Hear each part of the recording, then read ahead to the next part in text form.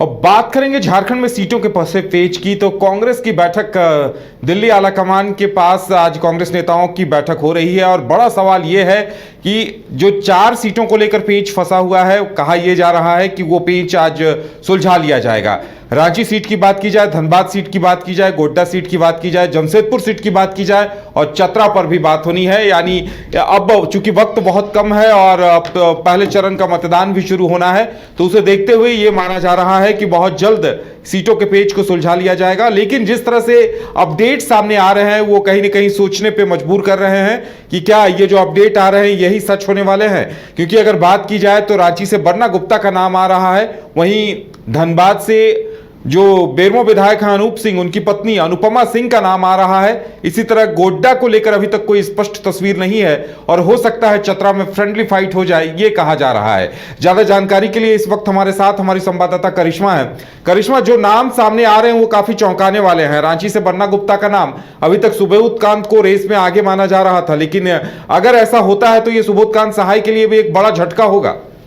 जी देखिए, कांग्रेस की ओर से 4 सीटों पर प्रत्याशियों के नाम की घोषणा नहीं हुई है और जिसमें रांची भी शामिल है। रांची में लगातार सुबोध कांत सहाय का नाम जरूर सामने आ रहा था और यही माना जा रहा था और तय भी चीजें थी कि सुबोध कांत सहाय को ही कांग्रेस टिकट देगी रांची से। लेकिन अब बन्ना गुप्ता रेस में आगे है और ये माना जा रहा है कि शायद कांग्रेस की ओर से रांची से बन्ना गुप्ता को टिकट मिल सकता है और चुनावी मैदान में बन्ना गुप्ता उतर सकते हैं। लेकिन देखिए, आपने सही कहा कि अगर सुबोध कांत सहाय को यहाँ पर टिकट नहीं मिलता है तो उनके लिए बड़ा झटका है, क्योंकि लगातार वो यही बात बोलते हुए नजर आ रहे हैं कि वो चुनाव लड़ना चाहते हैं, इनका आखिरी चुनाव है और ऐसे में लगातार वो दिल्ली दौरा में भी है और वहां पर आला कमान से मुलाकात कर तमाम चीजों से अवगत भी कराने की कोशिश कर रहे हैं। क्योंकि रांची में शुरुआत से यही माना जा रहा था कि सुबोध कांत सहाय को ही कांग्रेस टिकट देगी और यही वजह थी कि जब पहली सूची जारी होती है उसे ठीक एक दिन पहले यही कहा जाता है कि कांग्रेस 4 सीटों पर प्रत्याशियों की नाम की घोषणा करेगी। लेकिन जब पहला सूची जारी होता है उसमें 3 सीट का ही जिक्र होता है,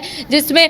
लोहरदगा, हजारीबाग और खूंटी शामिल होता है। रांची से ये माना जा रहा था कि प्रत्याशी के नाम पर मुहर नहीं लग पा रही है, जिस वजह से कांग्रेस की ओर से रांची से प्रत्याशी के नाम की घोषणा नहीं हुई थी। लेकिन देखिए, जब से राम टहल चौधरी बीजेपी से कांग्रेस शामिल हुए हैं तब से यही माना जा रहा था कि शायद कांग्रेस की ओर से राम टहल चौधरी को कांग्रेस टिकट दे सकती है। लेकिन अब इस रेस में बन्ना गुप्ता सबसे आगे है और माना यही जा रहा है कि कांग्रेस की ओर से बन्ना गुप्ता को ही टिकट मिलेगा। हालांकि सुबोध कांत सहाय का भी नाम जो है लगातार सामने आ रहा है कि या फिर सुबोध कांत सहाय या फिर बन्ना गुप्ता। लेकिन सूत्रों के हवाले से यही जानकारी प्राप्त हो रही है कि बन्ना गुप्ता को शायद कांग्रेस टिकट दे सकती है, क्योंकि इससे पहले भी बन्ना गुप्ता आला कमान के समक्ष प्रस्ताव रखे थे और बन्ना गुप्ता ने यही कहा था कि उनकी इच्छा है कि वो लोकसभा चुनाव लड़े। तो तमाम चीज़ों को आला कमान तय कर रहा है और आने वाले समय में या फिर कह सकते हैं कि आज देर रात तक कांग्रेस की ओर से प्रत्याशियों की नाम की घोषणा हो सकती है। इसके साथ ही अब तक कई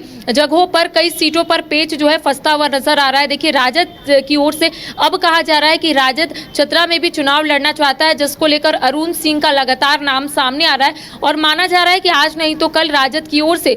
चतरा में भी प्रत्याशी के नाम की घोषणा हो सकती है। देखिए, गिरिनाथ सिंह का भी जरूर नाम सामने आ रहा था, लेकिन अब देखिए अरुण सिंह का नाम सामने आ रहा है उदय, और यही माना जा रहा है कि शायद राजद की ओर से अरुण सिंह को यहाँ पर टिकट मिल सकता है। क्योंकि देखिए, गिरिनाथ सिंह जरूर राजद का दामन थामे और यही माना जा रहा था कि गिरिनाथ सिंह को ही टिकट मिलेगा। लेकिन अब सूत्रों के हवाले से यही जानकारी मिल रही है कि अगर राजद चतरा से चुनाव लड़ना चाहता है तो वहां से अरुण सिंह शायद उम्मीदवार हो सकते हैं। जी बिल्कुल करिश्मा, तो देखिए इसे इस तरह से भी देखा जा सकता है। विपक्ष तो अगर रांची से बन्ना गुप्ता प्रत्याशी बनते हैं तो विपक्ष यानी बीजेपी ये सवाल जरूर उठाएगी कि आखिर भाई जिनका विधानसभा क्षेत्र जमशेदपुर है वो जमशेदपुर से चुनाव जीतते रहे हैं, तो उन्हें जमशेदपुर से लड़ाने की बजाय रांची क्यों लाया गया? क्यों, क्या रांची में प्रत्याशी नहीं थे? वहीं चतरा में जिस अरुण सिंह का नाम सामने आ रहा है, तो करिश्मा लगता है कि ये लालू यादव का अपना स्टाइल है कि जब गिरिनाथ सिंह ने उन्हें गच्चा दिया था और वो बीजेपी चले गए थे, तो लगता है इस बार गच्चा देने की बारी लालू यादव की है।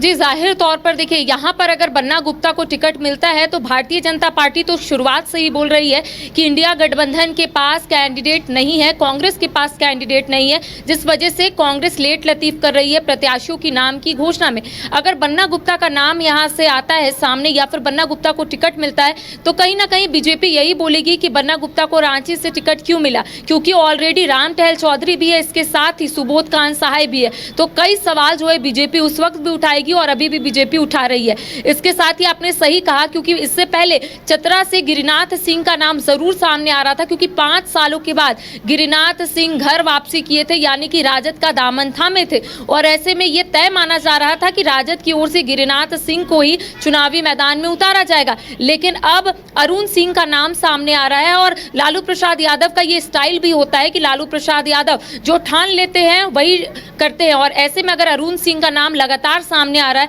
क्योंकि ये भी कहा जा रहा है सूत्रों के हवाले से कि अरुण सिंह हाल ही में लालू प्रसाद यादव से मुलाकात किए हैं, तो ऐसे में अगर अरुण सिंह मुलाकात किए हैं तो लालू प्रसाद यादव से जरूर इस बात को लेकर जिक्र हुई होगी कि अरुण सिंह चुनाव लड़ना चाहते हैं। तो कह सकते हैं कि पहले गिरिनाथ सिंह का जरूर नाम सामने आ रहा था, लेकिन अब रेस में अरुण सिंह सबसे आगे। तो अब सवाल ये उठता है कि अगर राजद के पास 2 प्रत्याशी रेस में है तो राजद किसे आगे करेगी। हालांकि यही माना जा रहा है कि अरुण सिंह को राजद प्रत्याशी के तौर पर चुनावी मैदान में उतारना चाहता है। अब देखिए, कुछ समय और लगेगा, शायद कांग्रेस की ओर से 3 या 4 सीटों पर प्रत्याशियों की नाम की घोषणा होगी। अगर 3 सीटों पर होगी तो ये तय माना जा रहा है कि राजद चतरा से चुनाव लड़ रहा है, क्योंकि राजद की ओर से लगातार 2 सीटों पर दावा किया जा रहा है। अच्छा करिश्मा, एक सवाल ये भी उठता है कि देखिए धनबाद से अनुपमा सिंह का नाम आ रहा है, लेकिन वहां गौरव सिंह भी दावेदार हैं जो अनूप सिंह के भाई हैं, तो ऐसे में तो कहीं ना कहीं परिवार की में फूट भी उजागर होगी। जी, जाहिर तौर पर अगर अनुपमा सिंह का नाम सामने आएगा तो परिवार में फूट भी देखने को मिलेगा, क्योंकि लगातार कुमार गौरव हो या फिर बेरमो विधायक अनूप सिंह हो, दिल्ली पहुंच रहे हैं, आला कमान से मुलाकात कर रहे हैं, क्योंकि अनूप सिंह लगातार अपनी पत्नी यानी कि अनुपमा सिंह को लेकर बात जो है वो आला कमान के समक्ष रख रहे हैं और ये बताने और समझाने की कोशिश कर रहे हैं कि अगर धनबाद से अनुपमा सिंह को टिकट मिलता है कांग्रेस से तो शायद अनुपमा सिंह जीत हासिल कर सकती है। दूसरी ओर अगर बात करेंगे कुमार गौरव की, तो कुमार गौरव लगातार दिल्ली जा रहे हैं, आला कमान से मुलाकात कर रहे हैं और ऐसे में ये बताने की कोशिश कर रहे हैं कि अगर कुमार गौरव वहां से खड़े होते हैं, यानी कि कांग्रेस की ओर से अगर उन्हें टिकट मिलता है तो वो जरूर जीत हासिल करेंगे, क्योंकि धनबाद हॉट सीट बनता जा रहा है। सरयू राय की एंट्री होती है, फिर अचानक से सरयू राय पीछे हो जाते हैं। अब कांग्रेस की ओर से ये कहा जाता है कि कांग्रेस प्रत्याशी के नाम की घोषणा इसलिए भी नहीं कर रही है क्योंकि कांग्रेस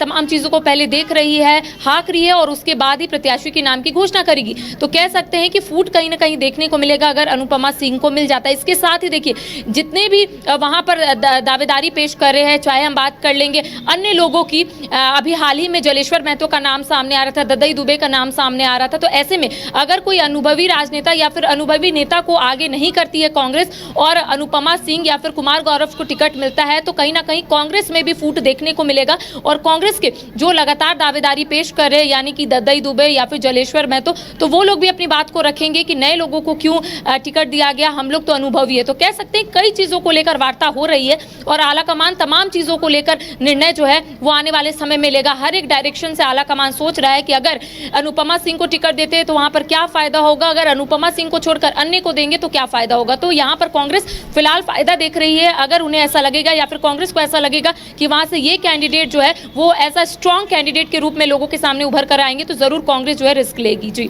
चलिए करिश्मा, हमारे साथ जुड़ने के लिए और तमाम जानकारी देने के लिए आपका बहुत बहुत धन्यवाद।